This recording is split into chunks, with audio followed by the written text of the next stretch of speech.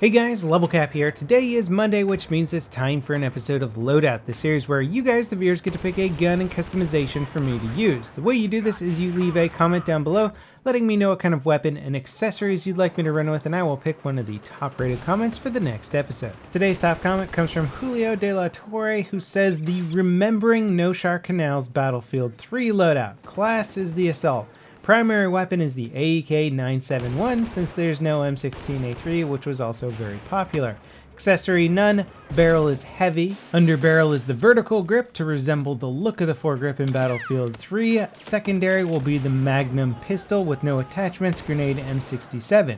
This was a very popular loadout in Noshar Canals TDM, so try to use it in TDM modes and see how it compares to the one in BF3. Enjoy and keep it up, LevelCap. Now this is an interesting loadout for a couple reasons. One, because the attachment system from Battlefield 3 to Battlefield 4 has changed completely. It's a bit more interesting in Battlefield 4, although a bit more confusing as well. Battlefield 3 was pretty confusing as well, but for 99% of the weapons in the game, if you just used a foregrip and heavy barrel, the weapons were just universally better. So it was just good to use those attachments. Battlefield 4 is a little less cut and dry, it's more complicated, and unfortunately the heavy barrel and no angled foregrip on the AEK is pretty much a terrible way to run this loadout. Now to be accurate with this weapon at anything beyond close range, you're going to need to burst fire, tap fire the weapon practically, and in order to do that effectively you have to have the angled grip on here. I haven't seen any loadouts with the AEK that I've actually enjoyed that don't use the angled grip, and it's so important because the first shot recoil on the AEK is extreme, like very extreme. So if you don't have the angled grip, you just simply can't tap fire. So now that I'm using a heavy barrel instead of an angle grip, which is doing the exact opposite of what I want it to do, it's increasing my vertical recoil, it's going to mean that my tap fire options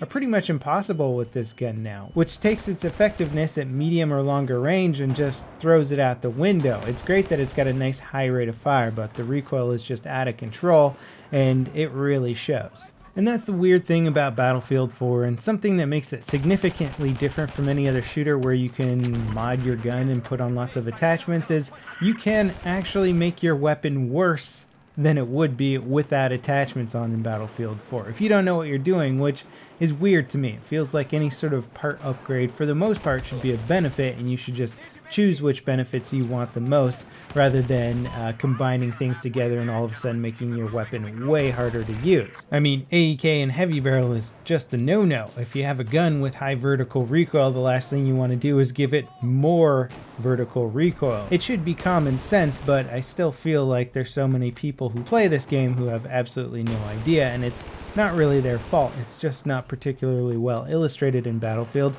and in addition to that, it does make you wonder why they would offer attachments for guns in this game that, when combining with the weapons, will just simply make them worse. It's almost like a, oh, we tricked you, you made your gun worse because you don't really understand the basic mechanics of this game.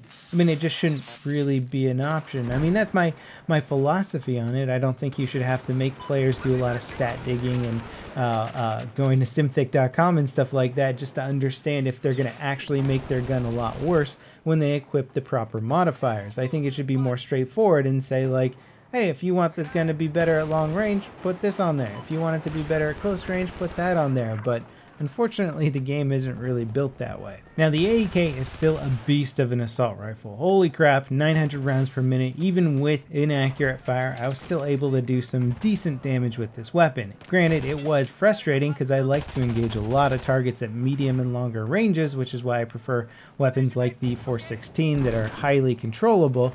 But when I do run the AEK, I make sure to tone down the recoil as much as possible so that I can be effective at those further ranges. And playing with it like this was just sort of like, all right, I got a gun that's just going to go crazy every time I hold down the trigger, so I'm going to have to engage people at close range and maybe medium range, but for the most part I wasn't really able to push it beyond that. Now, if I were outfitting this weapon to play the way that I personally like it, absolutely put the angled foregrip on there. If you need a little bit more compensation for the vertical recoil, you can put the muzzle brake on there as well, and that'll help you a little bit. Gives you about 10% vertical recoil compensation, sacrificing some of your bullet spread. So If you want to reduce recoil and have your spread increase a little bit more, you can do that. I like to run just angle grip and no barrel attachment, but the muzzle brake is certainly a viable option. And when I switch between using the AEK in the way that it's set up right now for this loadout and using an angle grip and muzzle brake, it's like night and day. It's like using a different weapon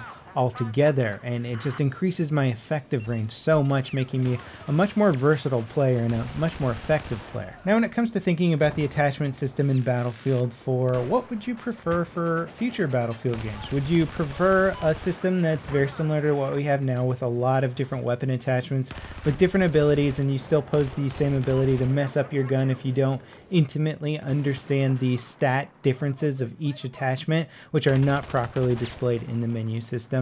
Or would you prefer a system that's maybe more straightforward, like each weapon would have 3 different configurations? If you wanted a close range configuration, they'd give you like a vertical grip and laser sight, and it'd tell you just in the menu like, hey, it's going to give you better hip fire accuracy and you'll have better accuracy while moving. And that way players could unlock weapon packages that are already specifically designed for a certain style of gameplay, rather than trying to figure it out on their own and mathing the heck out of it, which is something that I personally think shouldn't be a big aspect of a tactical shooter. You should get your gun, you should know what it's good for, and then use it for that, rather than having to go on websites and calculate and do all this other stuff just to know how to get a gun performing the way you want it in game. Anyway, that's just some food for thought for possible modifications or alterations for the Battlefield franchise. What do you guys think about redesigning the attachment system for weapons? Do you like it? Should it be simplified? Should it be more complicated? Should it be more math?